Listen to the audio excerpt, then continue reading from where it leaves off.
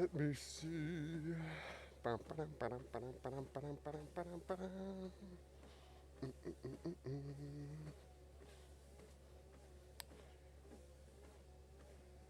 Do, do, do, do, do, do. Bah. Bum, bum, bum, ba-dum, bum. Ba-dum, bum, ba-dum, bum. Do, do, do. Ah.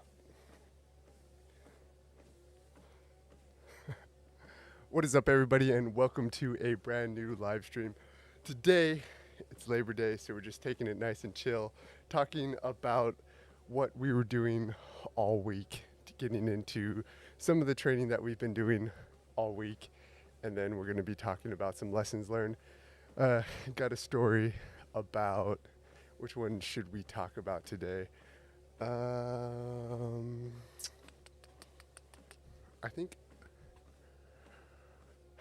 I think we'll talk about my legs exploding on the Grindstone 100. I think that's going to be the topic of today. So I think I'm going to be going back and forth between either life stories and then military stories, or life stories, military stories, and then ultra marathon stories and the lessons learned on those. So just to start off, I have this all set up. That's why the live stream is a little bit later or late, just because I was setting this shit up. I have basically everything, all of my live streaming stuff on my treadmill. So I strapped together a board with all my stuff right in front of me. The microphone is on a desk right in front of me and stretched over. So hopefully this sounds a little bit better than when I did a couple live streams in the past with um, just a shotgun mic. So hopefully this is a little bit better. Uh, so let's just see. Hold on, I'm just checking everything. Okay. So hopefully the audio is good and everything's in sync. I did a little bit of test in the beginning, just checking to make sure everything's in sync, but hopefully everything stays, pretty good and in sync. So let's start off today's first section, or first part of the actual live stream, while everybody's starting to roll in and give a little bit of time to mature. Today, or this week, or last week's training was one of the harder, or one of the heavier training session weeks of the training cycle. So now that we're about 5 weeks out of the mid-state massive 100, we're starting to put in some back-to-backs. So it's really starting to put together a lot of mileage on top of my training. And this week we actually ended up getting 77.5 miles for the whole week. So this is one of the bigger weeks that I had without any races or anything in it. And then it's only going up from there, just so we can peak out probably in 2 weeks and then start tapering down for the Grindstone 100. So, not the Grindstone 100. God, that freaking race is on my mind. I think it's happening next week or in a week or so. So, the Grindstone 100 is definitely just really stuck in my mind. I keep thinking about it. I have a bone to pick with that freaking race. That was my first 100 miler that I'd done in 2019, and it went fucking absolutely terrible. So I got absolutely destroyed. My legs turned into sausages, and I wasn't able to run probably the last. Well, I ran on and off for the last like 30 miles, but I was down in the dumps. That was definitely a race that I survived, and I didn't actually race or like run. I just survived the whole thing. That race took 33 hours, so it was in my book it was a failure. I mean, I don't want to sound like a bitch about it or anything like that. I got it done. I pushed as hard as I possibly could. I left everything on that course, but I wish in retrospect that I trained better. I got a coach, or I did a little bit more research and gave myself a little bit more time before I actually ran that race, just because, man, mile 70, mile 80, my legs just absolutely gave out, and I was basically just walking the last 20 miles. So Whew, that was a hell of a race. And I have a bone to pick with that race. I'm going to go back. I might try to do it next year, depending on how depending on how the Mid-State Massive and the next ultra marathon that I do, I might do a winter 100 miler in New York. Still trying to figure that out. But if those races go good and I can see some really good progress in that, I'll probably be running the grindstone, or I'll try to. I'll put my name in the in the books if it's not already completely full. I'm gonna try to do it during 2022, and my goal for the grindstone 100 is under 24 hours, and that's a hefty fucking goal just because that race is ridiculous. It's a 100-mile race in Swoop, Virginia, and it has 23,000 feet of elevation gain and loss, so it's a there and back. So you do all these climbs and then you turn around and you do it all over again. And basically by 50 miles or halfway through that, I was absolutely crushed. And then when I got to 70 to 80 miles, my body was absolutely crushed. My legs were absolutely crushed. So I got a really good wake up call on that race. So that's my goal. If I see some good progress in these next 100 milers that I'm doing, I'm going to try to go for under 24 hours in 2022. Now, if I am still sucking and everything falls apart, I might give it another year of training and of good base building before I try to hit that grindstone 100 again. I want to be really, really well trained before I hit the grindstone 100 again. And that's one thing about ultra marathon running, or running in general, fitness in general. It's not really like what you do during a season or you're training during a season or a week. For things like this and for things like ultra marathon where you have to put so much stress on your body, it's morally like how many years it's going to take. So if you're not a freak athlete or you don't have a really good background in ultramarathon running or whatever it might be,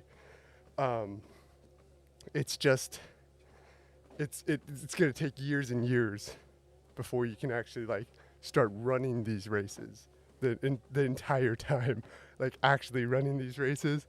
And then to actually race these races with like the top 50, top 20, and especially the top 10, that's years and years. So I'm not even thinking about like top 10, top 30, or actually racing these races for another 5 freaking years, just because I know, where my pace is, where my movability and experience is on trails and like really technical courses with a lot of elevation gain. It's going to take those like 5 years, 4 to 5 years, probably even more, to actually be able to competitively run in the mountains like that, just because I have a good background of being, physically fit and weightlifting and running and everything like that, being in the military. But the trail specific muscles and the running specific muscles is something I never worked on, or something that I've never really put a lot of time on in the past. So basically I'm starting from zero, not really zero, maybe like starting from like 20%, because I have that physical background, but it's going to take a long time to actually progress my way into where I'm not just surviving, I'm running, and then I'm not just running, I'm racing. So that's going to be, long-term, 5 years, probably more than that. But I want to get that grindstone 100 under 24 hours. I'll probably try to run it again in 2022, maybe 2023. So back into training. That was a long tangent for no reason. We hit once again that 77.5 miles. It was the same as we usually do every week, just the easy run. Then we went hill repeats, easy run, and then hill repeats. The mileage went up. On those daily runs. So instead of around 5 to 4 miles, we hit 6 miles on the easy days and then 11 miles with actual work in them. So this run was actually pretty funny. On Tuesday, I got onto the trail a lot later than I wanted to, and typically I can just run whenever I want. I have no problem running in the dark. I'm pretty used to running in the dark. I just have a headlamp and then I just do what I need to do. But with this one, there's a gate at the bottom of the mountain, and I usually do my hill repeats kind of right here on the mountain. And when I ran up to do my first interval, the park rangers or the park people were closing everything up. So I got kicked off the mountain. I got what I could in. I ended up doing like 1 or 2 intervals.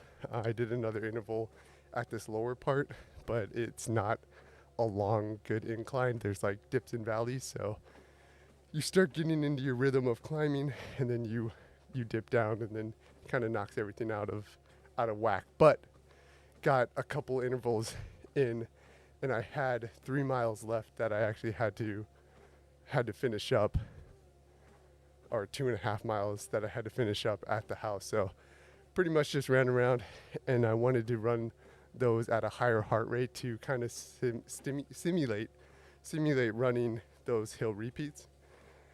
So I did them in zone 3. So the last 2.5 miles of the day I did in zone 3 because I didn't have a hill to actually do the last hill repeats on. So that's just kind of adapting to what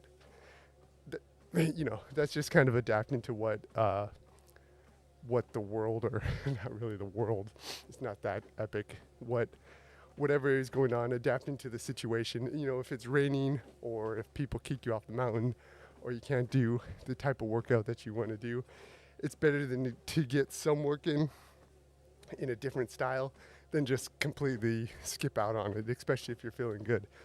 That day I was feeling good.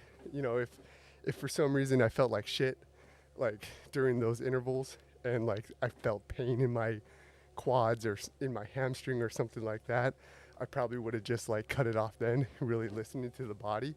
But I felt good, so I came back home, rested like those 20 minutes on the drive back, and then really pushed it in those zone 3 to get in that work and get those mileage in. So we got oh my god, I need glasses. I can't see where the shit.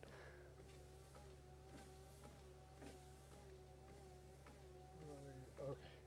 So Panzer 2, sorry, I can't really see for some reason. My eyes are all blurry. It says, how long are your typical hill repeats?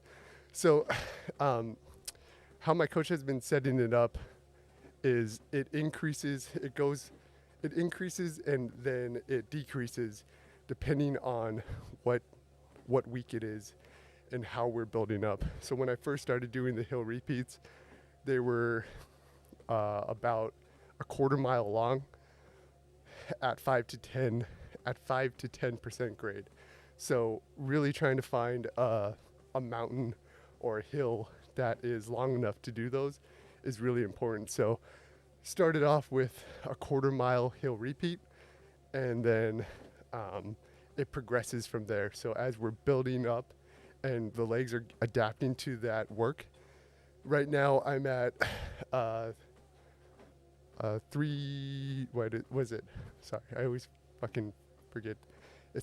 of a mile now, and then I do 4 to 5 sets.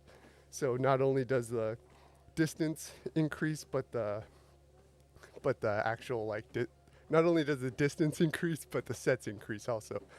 So it was 3 to 4 sets of the quarter mile hill repeats, and then now that I'm starting to peak, starting to get higher, it is 3/4 of a mile, and those are 4 to 5 sets. So kind of have to listen to your body, of course, and whatever your fitness level is. So as you start, I'd probably start with like a quarter mile hill repeat at a 5% grade. You surge up at like zone 3 are as fast as you can. Not as fast as you can. Oh, just like a little bit less than fast as you can. So zone 3, where you can still like get words out, but you can't really talk normally. So it's a good effort up, and then immediately down. Once you're hit that quarter mile up, stride down immediately after, because your downhill actual training is what's going to make your muscles really, really strong. Also, that's one thing that we'll talk about later with the Grindstone 100, is I wasn't training the downhills as much, and there's so much pressure and so much utilization of muscles when you're braking and you're putting all your weight forward on the downhills that a lot of people forget about. And then you run these mountain races and it absolutely destroys your quads. So definitely make sure as you're doing your hill repeat, you're also focusing just as much going down. And think about your technique when you're running down, and think about your technique when you're running up, because you're really trying to get your body used to the different strides and pace as you're going up. So definitely start with like, a quarter mile or whatever you can get, and then do like 3 to 4. And then after each repetition, maybe take like a minute off, and then you'll probably be good with that. And then you can increase as much as you can. If you're already running a lot, you can do longer, see how you feel. But definitely as you start integrating these hill repeats, start low, because you can always go up. One other thing, don't just go out, or I mean, this is all what's been working for me, so your training schedule might be a lot different. But don't just go out and do hill repeats. You should be doing 11 miles or 10 miles or whatever it may be, whatever your fitness level is at. But you should warm up for about 20 minutes or like 2 or 3 miles, and then do it in the middle of your run. And then you finish off your run for like, the rest of your run in zone 1 or zone 2. So you're working on your base, you're stimulating those muscles when you're already like warmed up and slightly tired, and then you're really, really tired, and then your muscles are absolutely shot because you're doing those hill repeats. And then you have to finish like 5 miles or 4 miles on tired legs in zone 1, zone 2, and that really helps your actual like base building and also getting that strength. Yeah, downhill on ultra can tear you up. Yeah, man, those downhills, they definitely get you. I know that has been one thing in all the races that have really, really crushed me, is the downhills, just because, man, living in Rhode Island, it's a hard thing to train for. Well, when I was living in Rhode Island.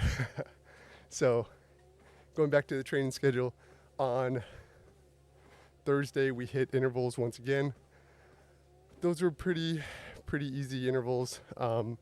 What I've been trying to do, what did I do on Thursday? What run is this? Ow, sorry. Oh yeah, so for Thursday with the interval runs, I did them actually on the trail, so they're a lot smaller. Not smaller, but shorter. Not shorter. God damn, I'm all over the place. So on Thursday, what I've been trying to do is do my intervals on the terrain that I'm actually going to be running, just because this always goes back to the specificity of training.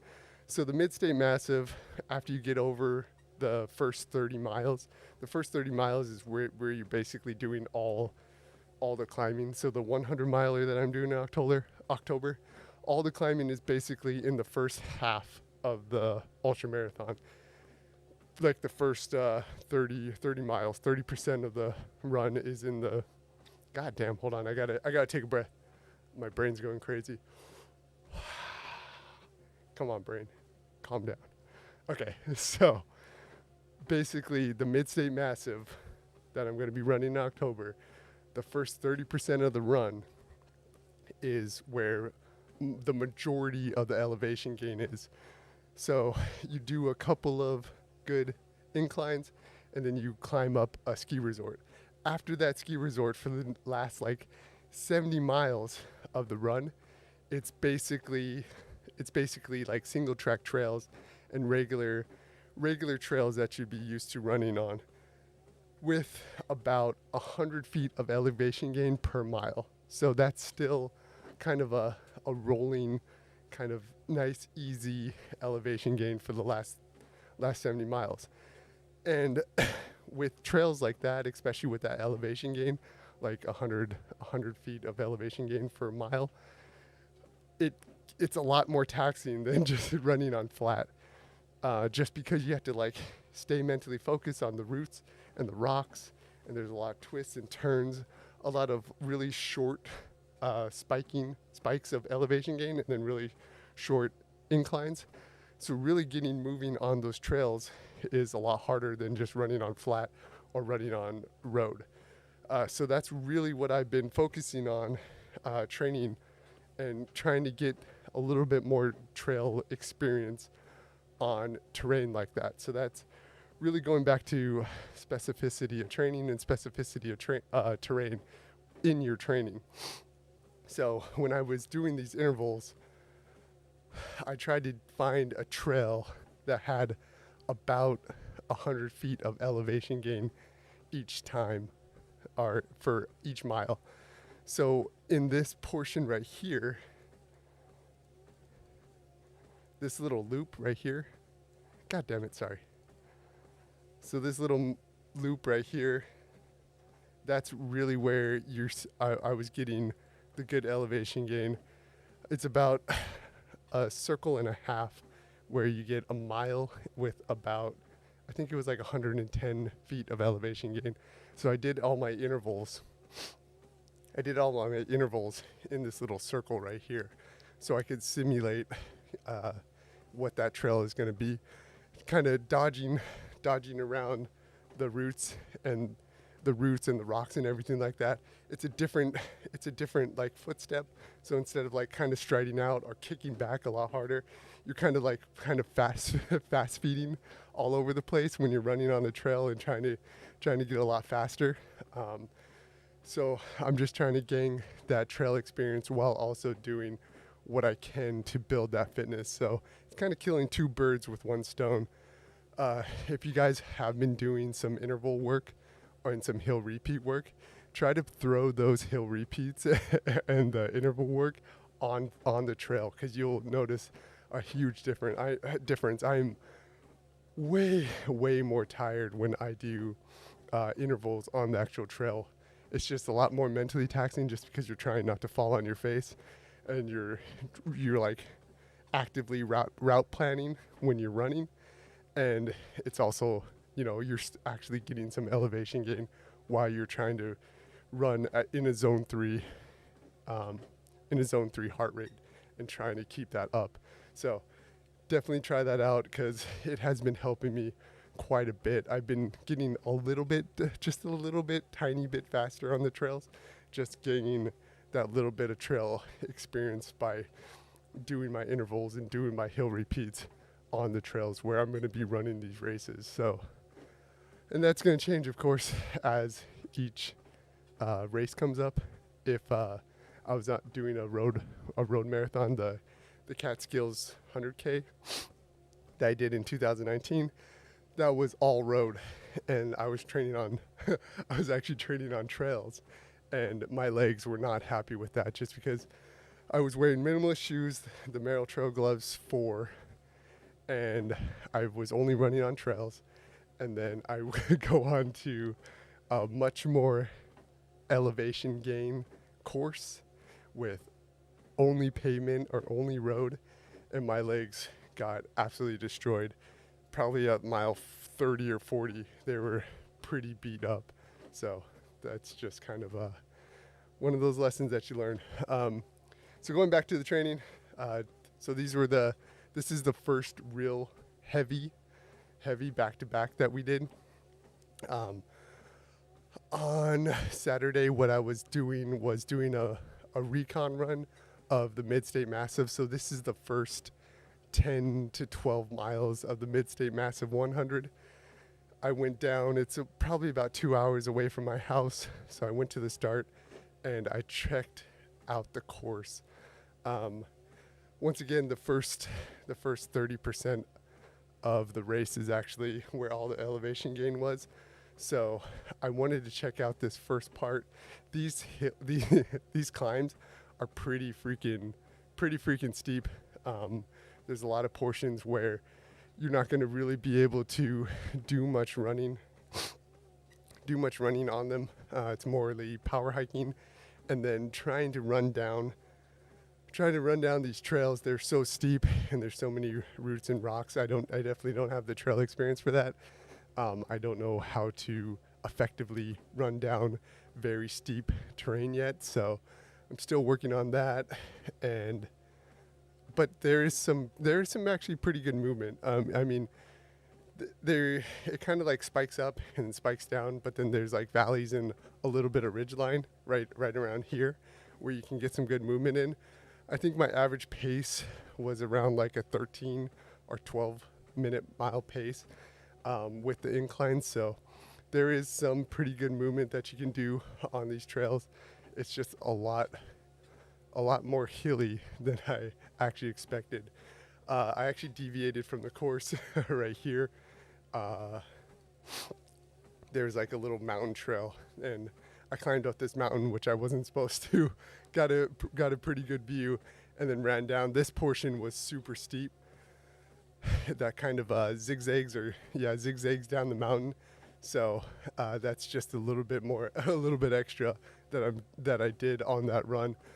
On the Mid-State Massive Trail, you kind of skip out this mountain and just go down this road right here, or this trail right here, and that's just like pure rocks.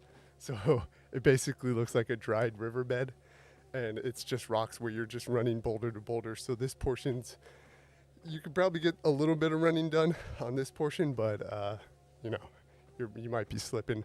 I was wearing those Superior 5s from Ultra. I don't know if you guys have worn any of the Superior 5s.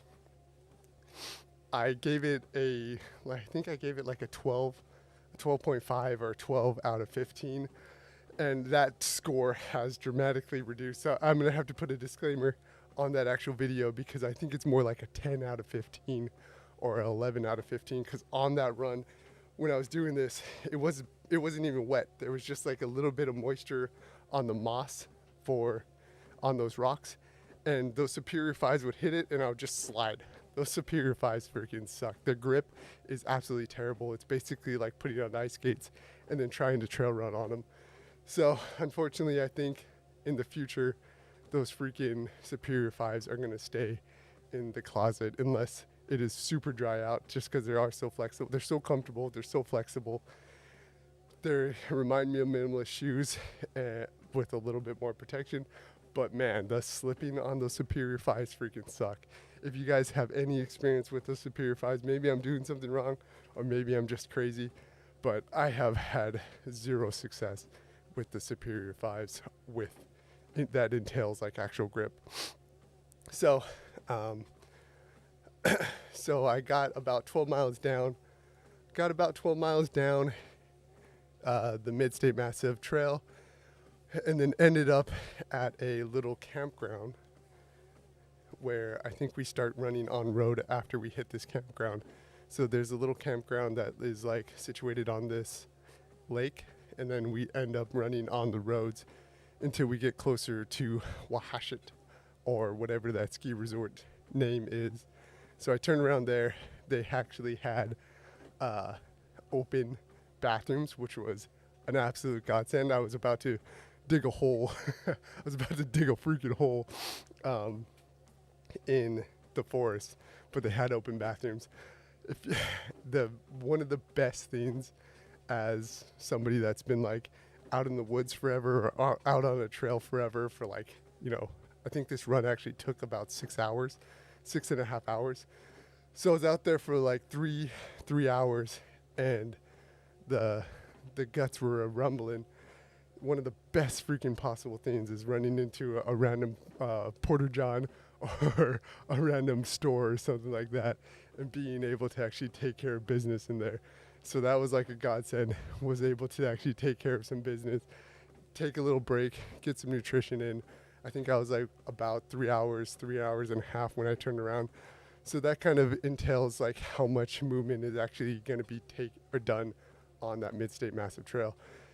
It took 3.5 hours to run about 13 miles. So it's pretty slow moving. I mean, I think my average pace, once again, was around 12 to 13 miles, when during the climbs or during the heavy climbs, it kind of reduced with the power hiking around 15 miles per hour to 16 miles per hour. So I was able to actually do some power hiking, do a little bit of running on those inclines, because some portions are actually not as high as grade. So there is some running that you can actually do. And then the declines are some of the portions of that actual course. It starts opening up where there's a lot more foot traffic near these ski resorts.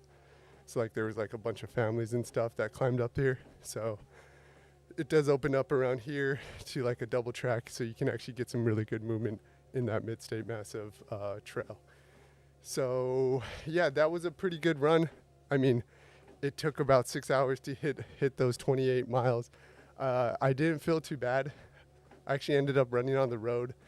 So I wanted to get back to my car before it got dark. So I was planning on going a little bit further, but I turned around just to make sure that I wasn't caught in the dark, because I didn't have my headlamp, and I ran the rest on the road right here. I think I ran like 3 or 4 miles on the road just to make sure that I got my actual mileage allotment done. But this was super hilly too. And actually when I got about a mile away, that's when the sun went down. I have this ridiculous boonie hat that's like completely orange and like super reflective. So I threw that on to make sure that the cars could see me. This is like a country highway. So there's a bunch of cars that were like driving a little bit way too fast. And I had to make sure that they could actually see me. Always run facing towards the traffic. So if there's a drunk asshole or somebody distracted on their phone, you can actually see them coming towards you and jump off the trail or jump on the side of the road, or whatever you need to do. But that's one big recommendation, is definitely always bring something reflective if you get caught at night without a headlamp, and definitely always run facing the traffic coming towards you, because man, some of those cars were getting awfully close to me.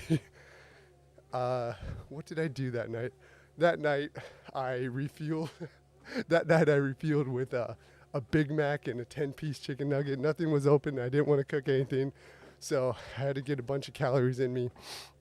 Ate a bunch of freaking McDonald's and then passed out. Made sure that with all that salt that I just freaking threw into my body, I drank a lot of water to rehydrate, and passed out and got ready for the back-to-back.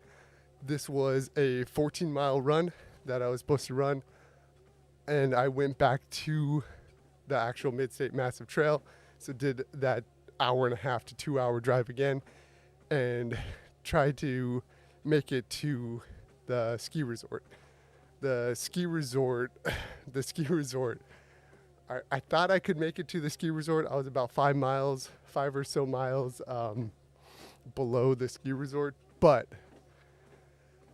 I got caught up in the rain. I got there a lot later than I could. I was about 45 minutes away from summiting the ski resort mountain, the Wahashit Mountain. So I almost made it to it, but it was about 45 minutes till the summit, and I decided to turn around so I didn't get caught up in the rain. And I'm very glad that I did, because when I was about 3 miles away from my car, or 2 miles away from my car, it really started raining pretty hard, and I would have been stuck on that freaking mountaintop for an extra 1.5 hours, and it would have really sucked. So that's definitely one thing that I always have to remember, is not where I'm at, but where I would be at if I went to where I need to be and then came back to that position. So it's not that the summit's 45 minutes away, it's the summit's 45 minutes away and then I have to get back to the point where I was, so that's an hour and a half. So that's an additional hour and a half that'll be out on the trail. So definitely making sure that you calculate that time properly, because I definitely didn't do that multiple times in my training, where I was like, oh, it's only 30 minutes away. So I'd go out and run and I'll make it 30 minutes, and then the sun would be setting, and then it would be 30 minutes again to get to the point where I said, oh, it'll be only 30 minutes. And then I have the 3 hours to run back. And the last hour or so, I'm just running in the dark like an asshole. So definitely calculate that time properly, because you don't want to be like me and get caught in the freaking darkness like I always seem to do. Ended up getting about 13 miles on this. The trail leading up to Wahachet, or freaking the ski resort, it is pretty thin. It's pretty overgrown. While they're setting it up, they'll stomp down some of the overgrowth and everything like that. But I was getting cut up from the branches and everything going onto the trail, and it gets really narrow.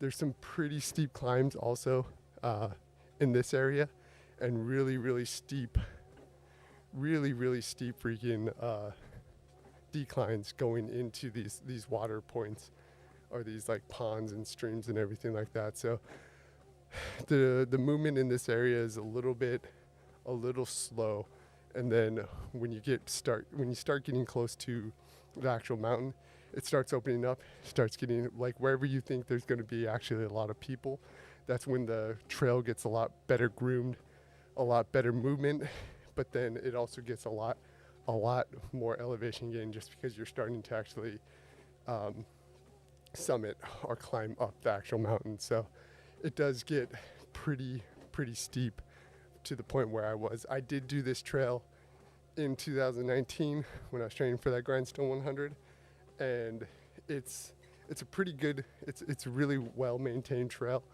and you can get some pretty good power hiking in. It's just when you get to the very top, probably like half a mile to the top, it gets really scrambly.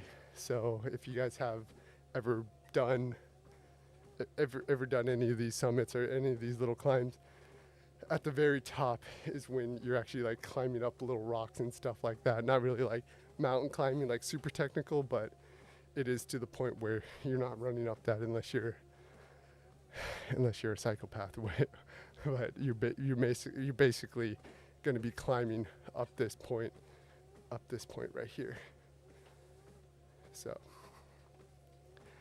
yeah, I mean, I got overall I got about 20 to 25 miles on that trail on the Mid-State Massive. So it was a really good recon run. I basically know exactly how the first 30 miles of the run is going to be, and that should be the hardest part, probably before I actually run the Mid-State Massive 100. I might go into the lower portions of the trail where there's not many like big climbs, and see how the actual trail is maintained, and see how much actual movement I can, to start projecting what my pace is and what my heart rate should be, and how much I can actually train before we actually get into it. I mean, I really only have 2 or 3 more weeks of hard training before I start tapering. Gonna do like a full 3-week to 2-week taper. So this week last week we did 77.5. Next week we're gonna be hitting about 85 miles, or this week we're gonna be hitting about 85 miles. My back-to-back run is gonna be 22 miles and then 22 miles. And then in 2 weeks, we're going to be topping off at like 95 miles. So we're going to be hitting quite a few mileage, and hopefully I can check out the last 70% of this trail to really see what the trail conditions are, what kind of movement we're going to have, if it's like nice and clean, or if it's going to be a little bit technical and have to be really focusing on what the trail is looking like while we're running that. So yeah, man, that was a way too long recap of the week. It ended up being, once again, around 77.5 miles of running. Felt pretty good. I'm not too overly tired, not too overly sore. I am a little bit drained just because I haven't been sleeping too well. The wife and kids aren't here, so sleeping in an empty house is kind of weird. Not getting too much sleep, waking up from every sound just because I'm the only one in this dumb house. So my sleep has been a little bit shitty, so I've just been tired because of that, but not too bad. A lot of mileage. I ended up running and walking about 7 miles today, and then we're going to be doing about 12 to 13 miles of work tomorrow with hill repeats, then hit another 7 miles, and then another 13 miles, 12 to 13 miles of intervals, and then the 22 this week. So that's the plan for this week, trying to get as much work on actual trails and off of this stupid freaking treadmill, just because if you guys have been watching these live streams or any of my videos, you know how much I hate the freaking treadmills. So you got another question. Are you running any double days to squeeze in higher mileage in? I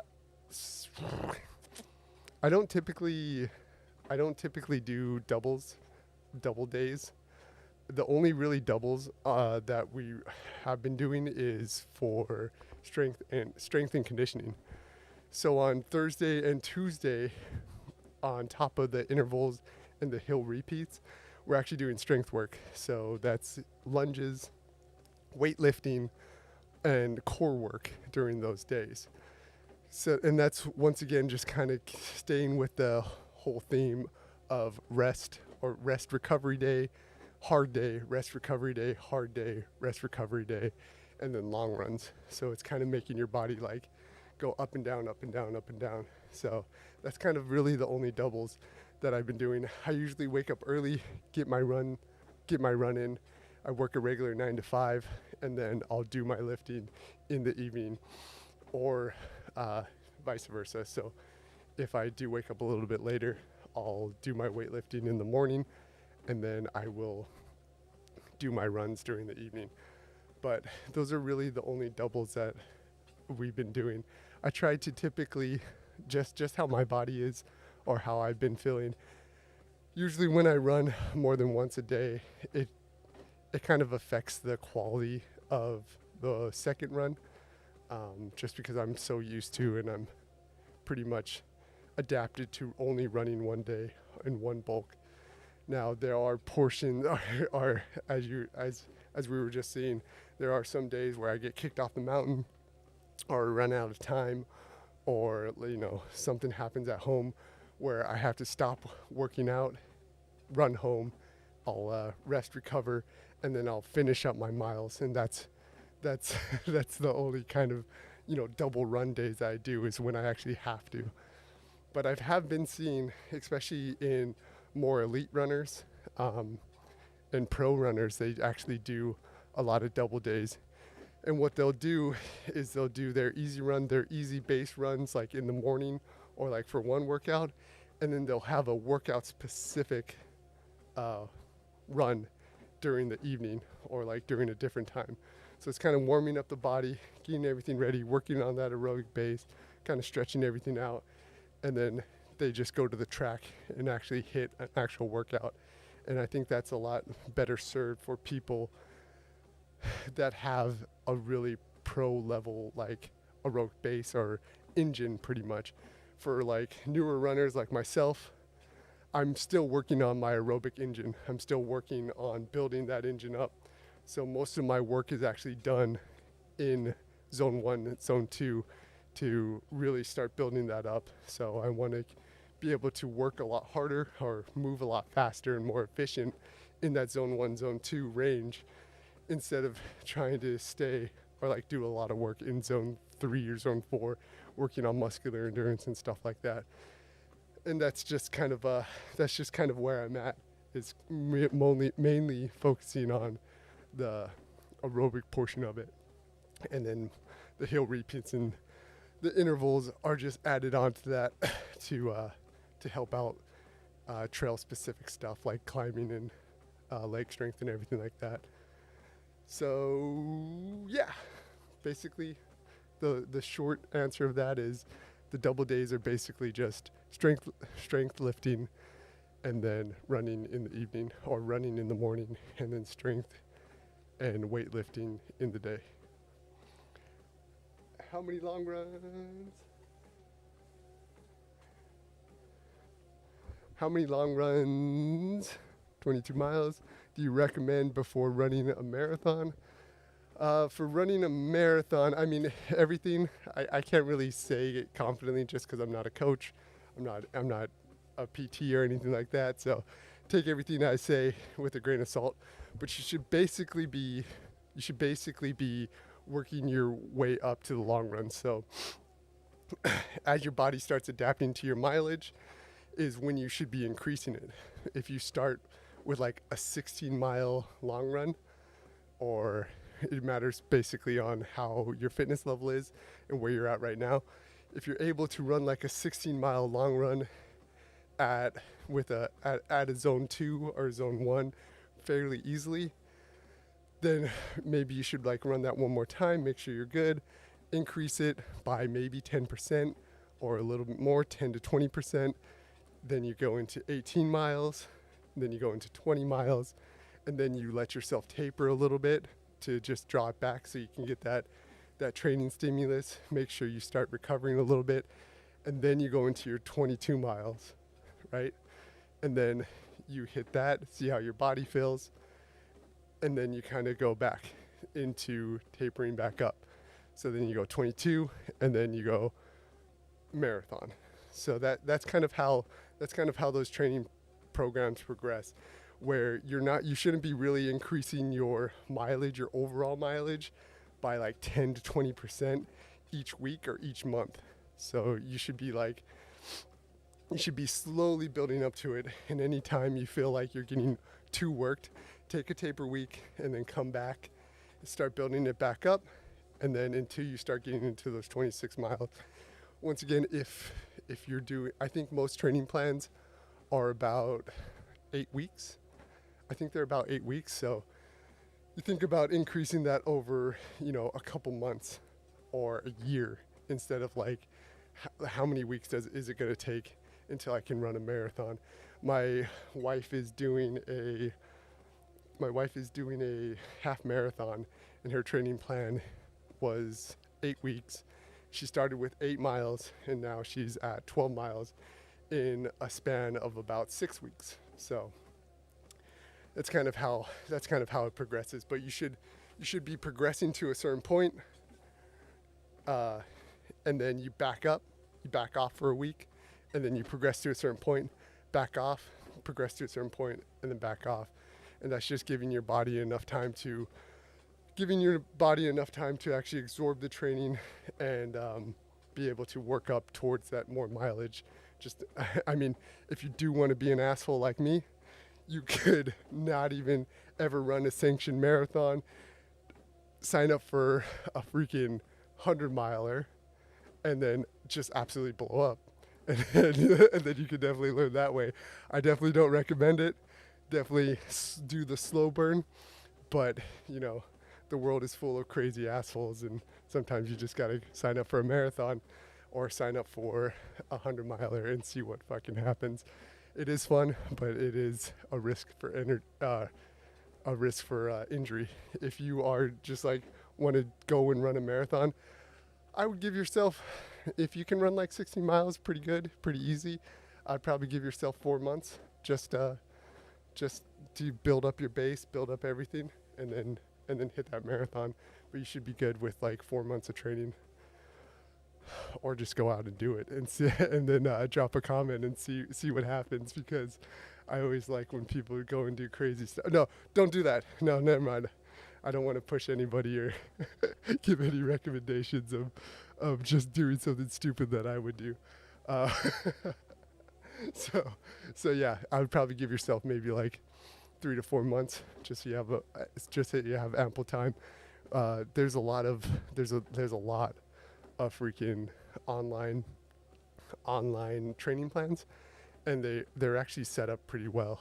Just think just think about doing a lot of research and finding a plan that will work for you. Just pretty much search marathon training plan and look up, 5 or 6 of them, see which one will work for you, see which one feels, which one you feel, try it out for a couple weeks, and if it feels good, go forward and then adapt it to what you need. If it feels like shit and it's too much or too less, then try to find another plan, but be obsessed with research. That's one big thing that I always tell people about running or military or anything. Be obsessed with research and always do your research. I mean, there's so many resources online. There's so many free training plans, even for 100 milers. There's books, there's everything. And if you do enough research, you're going to find a plan that actually works for you. I mean, I got a coach. He's only like $150 a month, which isn't too bad. I mean, yeah, I mean, it's not that bad. I mean, really, $100-200. And he pretty much like explains everything, gives me workouts, sets up my training program, sets up my fueling program and everything like that. And then I take and adapt it to what I need. You can also get coaches to write you a customized training block for a standard fee, like one standard fee, like $50 to $100. So check online if they have any, if there's any coaches out there that have any like really good ratings or successful stories or anything like that, and see if they'll write you a custom training plan based on where your physical fitness is right now. And that really, really helps, because that was one big thing that I had problems with when I first started training for the Grindstone 100. Was I had a good training plan, but it was like, go out and run this, go out and do this, go out and do hill repeats. It's like, what the fuck is a hill repeat? And what the fuck is an interval? And like, is my form good? Like, get 300 to 400 calories of nutrition. It's like, okay, so what do I do? Just eat a donut or anything like that? So those really specific questions and like workouts is where the running community is going to really help you out. Like there's Reddit forums and stuff like that that'll give you ideas for workouts to really, really situate what your actual training is going to look like. And if you get a customized plan, they'll send you all that information. Or if you get a coach, they'll give you all the actual workouts. So my coach is like, find a hill, 5% grade, 10% grade, do this amount of mileage, do it this zone, and then I pretty much know what I need to do. And all I really have to do is go out and find the trail to actually do the workout. So that has helped me tremendously. Get obsessed with research, or get a coach, or get a training plan. It will help amazingly. One other thing, and this is one thing that I really want to do, find a running group, because your peers can give you so much information. That was the biggest thing in the military. I always surrounded myself with people that were doing the same hobbies as me. So you can pick their brains. If they have a coach, you can kind of like pick their brains on what they're doing with their training, or you can go out and do workouts with them. So find a running group, find some buddies that actually are going to be looking to run a marathon or do whatever physical fitness actual goals you have that you want to try to do. That's really one thing that I've been trying to find here, is finding a good running group. It's because those trails get lonely sometimes. I don't want to get jumped by a goddamn cougar listening to some dumb podcast. Like, I don't know if any of you know what this shirt's from, but your mom's house podcast, listen to fart and dick jokes and then get jumped by a bear, jumped by a cougar, because I'm not running with anybody. So finding a group will definitely help in the future. Whoa, that was a big tangent. Anyways, so the one thing that I wanted to talk about today, this is kind of a portion that I'm trying out where it's kind of lessons learned, kind of learning in retrospect. And I was alluding to this earlier. I was talking about the Grindstone 100 when I ran that in 2019. So once again, the Grindstone 100 is a 100-mile race. I think it actually ended up being like 102 miles, with 2,000 or 23,000 feet of elevation gain and elevation loss there and back. So you basically run all these little mountain ridges and mountains, and then you turn around and do the whole thing over again. On like mile 70 or mile 80, my legs were absolutely destroyed. They completely exploded and started swelling. So my leg, my thigh, my calves, and my knee just looked like one big tube. And they looked like big sausages, and they got absolutely wrecked. So that was my first 100 miler. I didn't have a coach. I was basically self-trained, and I had my buddy with me, Luke Ryan. He was in the 75th Ranger Regiment with me, and he helped crew me. But once again, we had no idea what a crew should be doing, where he should be meeting me, and what he should be doing while we were crewing. So inexperienced crew, bad nutrition plan, bad hydration plan, bad training leading up to the Grindstone 100, and that led to having sausage legs at mile 70, mile 80. What I should have been doing, and this is why I always constantly go back to this. I should have been training specifically for the actual run that I was going to be running, or the actual race that I was going to be running. I was living in Rhode Island, which is completely flat. It's right next to the freaking ocean. And I was basically only doing my runs, or I was doing the majority of my runs on a flat pavement bike path. Just doing as much as I can and doing my training really sporadically. So I wasn't doing back-to-backs. I think I did like 1 or 2 back-to-backs. And the only really thing that I focused on was getting around 50 miles. 50 miles, really focusing on just trying to get 50 miles a week instead of like focusing on getting trail experience, getting elevation gain and elevation loss. And also freaking figuring out my gear for on mountain instead of on a bike path. Even when I was probably like 3 weeks out, I ran a marathon, I think I ran a marathon on the bike path, and I had to walk at like 20 miles or 25 miles, and I knew I was in trouble then. So basically what my training was I gotta run. All right, I didn't get my run done. Fuck, I didn't get enough. I'll make it up during my long run. Ran too far or too long on my long run. Got absolutely destroyed. Knees got destroyed. Had to take a couple days off to recover, and then back at it. Always constantly playing catch up. So that's where that schedule is gonna really help you, and that research is really gonna help you because everything is set in place. I know exactly how I'm going to run or when I'm going to run and what terrain I'm going to run on because I have that schedule and I have that actual structure in my training. In 2019, I definitely didn't, so I didn't get a lot of training in. I got a lot of training in, it's just not quality training. It was a lot of junk miles. It was a lot of things that weren't going to actually help me during the Grindstone 100. And that's really where I started learning that I have to be very tactical about what I'm doing on these trail ultra marathons, on these ultra marathons in general. And it's a big puzzle piece where you're just taking all these puzzle pieces and putting them on together.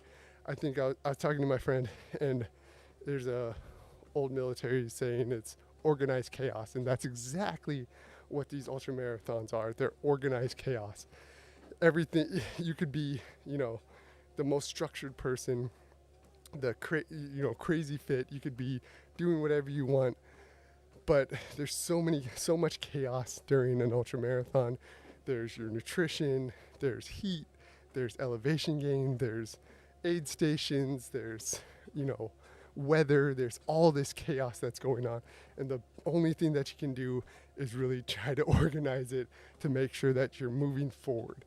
And that's really what I'm really trying to focus on, is trying to organize this chaos. So it puts me in the best possible position to actually be able to run these races instead of survive them.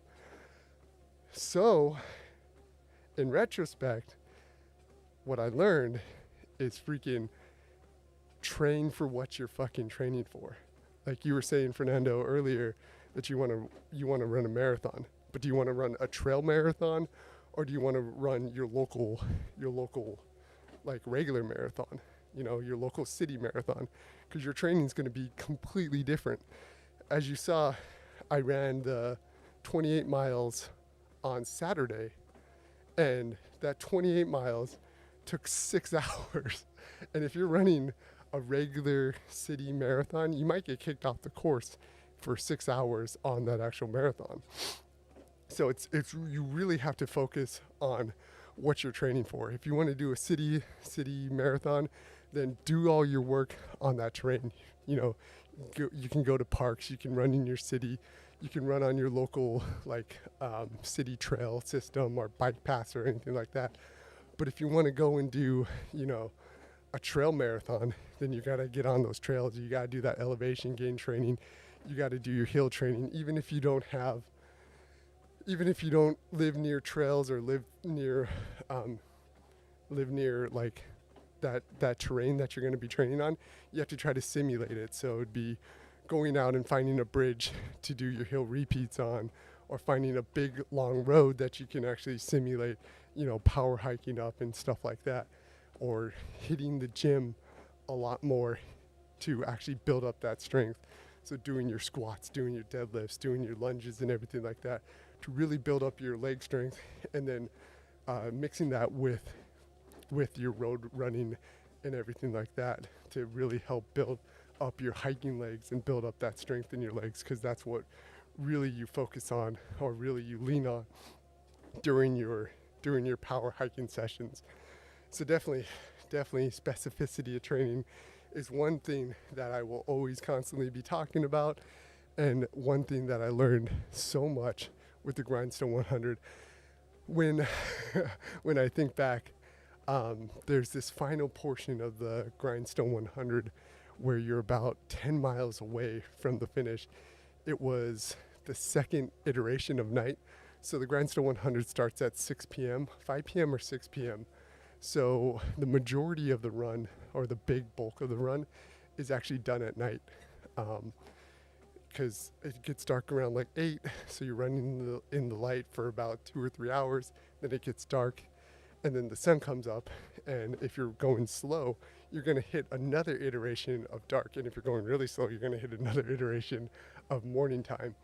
But I was in my second period of nighttime, and remind you, I didn't stop, or I didn't take a really, really long break. I think the longest I was in the aid station was like 15 minutes or so.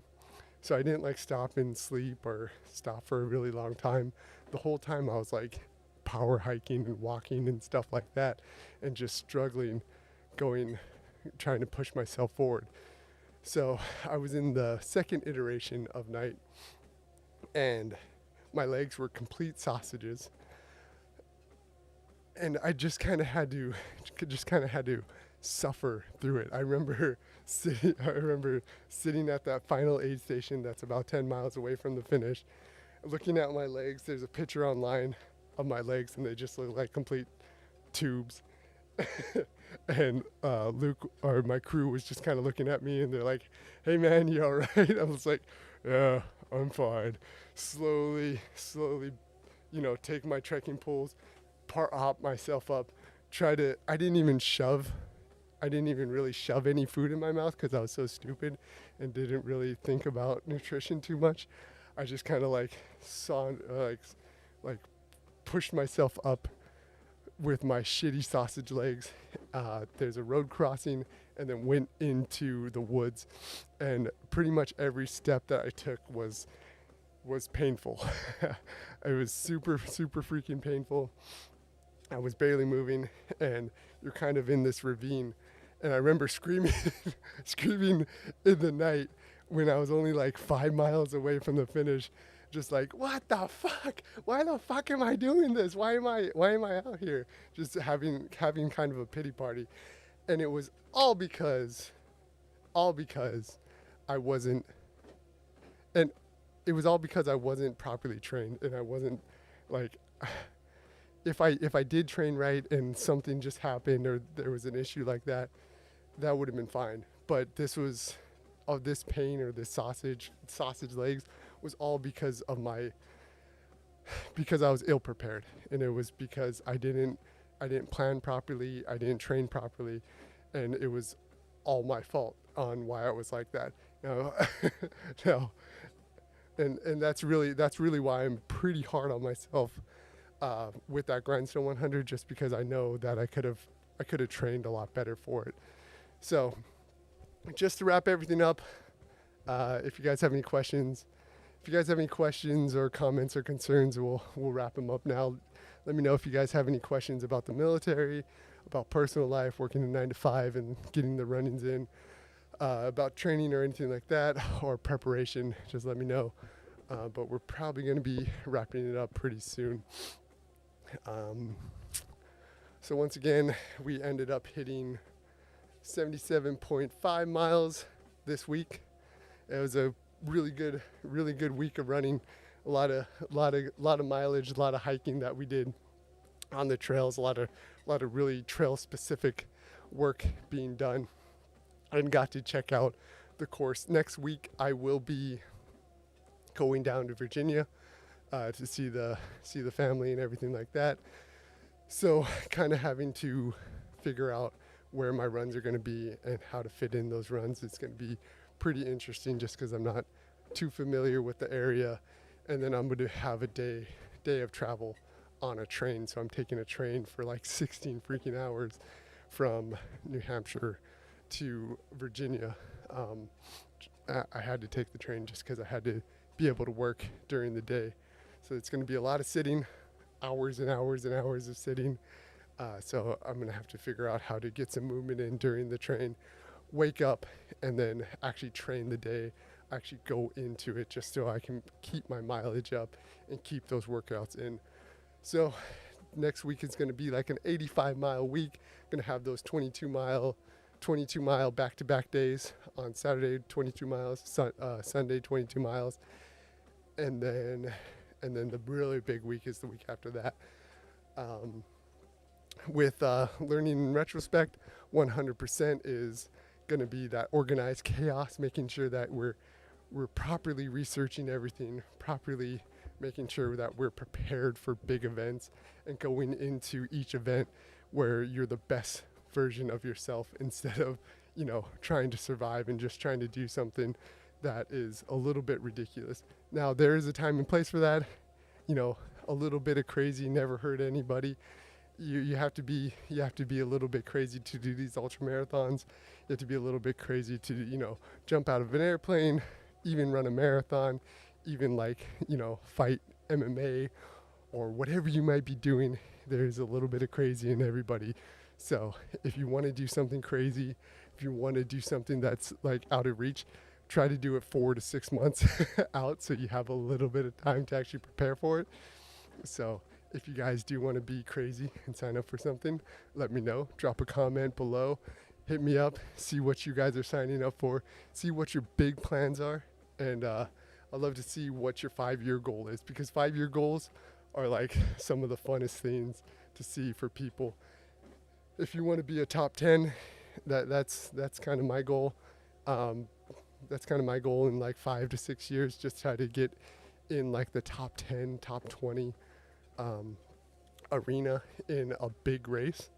That's the goal. That's like the 5 to 6 year goal. Don't want to probably, I'm not gonna focus on winning like a Western States or anything like that, just because those people that win that fucking have been running for 20 years. They come from like running backgrounds, and then they've been training for 10 years, and there's a lot of natural talent and everything like that. I'm just some chode that doesn't know how to quit. So, top 10 is like the 5 to 10 year goal on a major race. And then my 2-year goal is 24 hours 24 hours or less on the Grindstone 100. So that's the two-year goal. And then this year goal, my goal for the Mid-State Massive is going to be under 24 hours, but there's a lot less elevation gain for the Mid-State Massive. I've been doing a lot of training, a lot of heavy mileage, and a lot of lead-up races. So hopefully I can get that under 24 hours, but we will see. Other than that, I did a lot of rambling. I did a lot of offshoots today. My brain has been scrambled for the past 24 hours, or for the past week, just because I haven't been sleeping too much and training a lot. So I've been training a lot and not sleeping a lot. So my brain has been absolutely fried. So if you guys made it to the end of this live stream, thank you so much for watching. If you're watching this at a later time, make sure that you guys leave a comment, like, subscribe to the channel. I'm gonna have a lot more videos coming out. I'm working on a couple videos right now. I got the Mid-State Massive coming in October 9th. Fernando, what's up, buddy? Thanks for popping in and dropping some questions in.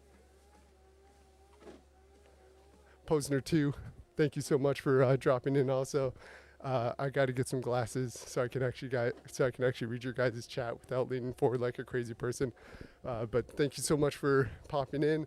Leave a comment if you guys have any requests for videos. Just drop them as a comment also, and I'll try to work on them.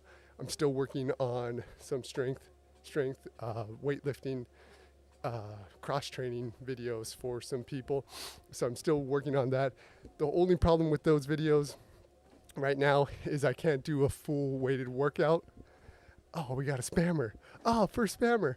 Okay, we got a first. I'm trying to figure out how to actually do that because I can't do a full weight workout in my training, so I might have to wait until after the Mid-State Massive to actually film a hefty weightlifting workout that I'd be doing probably 2 months before the actual race. Right now it's really just body weight stuff that I'm doing with strength workout. But once again, thank you for coming into the live stream. Drop a like, comment, whatever, blah blah blah. Thank you so much. Have a good day. Get out there, crush it, get out on the trails, enjoy some nature, and fucking slowly chip away, become an average savage. Let's do this together. All right, see ya.